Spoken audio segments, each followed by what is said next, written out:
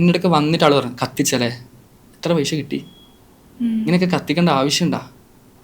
ഇതൊക്കെയായിരുന്നു അന്നത്തെ ചോദ്യം. അതായത് തീ കത്തുന്ന ഞാൻ കാണുന്നുണ്ട്. അപ്പം ബാക്കിൽ നിന്ന് എന്നോട് ചോദിക്കുന്ന ചോദ്യങ്ങളാണ്. എന്തിനാ മോനെ ചെയ്തത് ചെറിയ പ്രായത്തിൽ, വലിയ അനുഭവിക്കൂലേ? ഞാൻ പറയാം എനിക്ക് ഇൻഷുറൻസ് ഇല്ല, ഇത് മൊത്തം നഷ്ടമാണ്. അതൊക്കെ നീ പറയുന്നതാ അങ്ങനത്തെയൊക്കെ. അപ്പോഴാണ് എനിക്ക് ആ ഒരു ഇൻസിഡൻറ്റിലാണ് നമ്മൾ പല ആൾക്കാരും ട്രൂ ഫേസസ് ഞാൻ കാണാൻ തുടങ്ങി. തട്ടിയിട്ട് അന്നേരെ പറഞ്ഞിട്ടില്ല ചെയ്യണ്ടെന്ന്, കത്തിയില്ലേ, ഇതാ പറയുന്നത്, ആൾക്കാർ പറയുന്നത് കേൾക്കണം എന്നല്ല.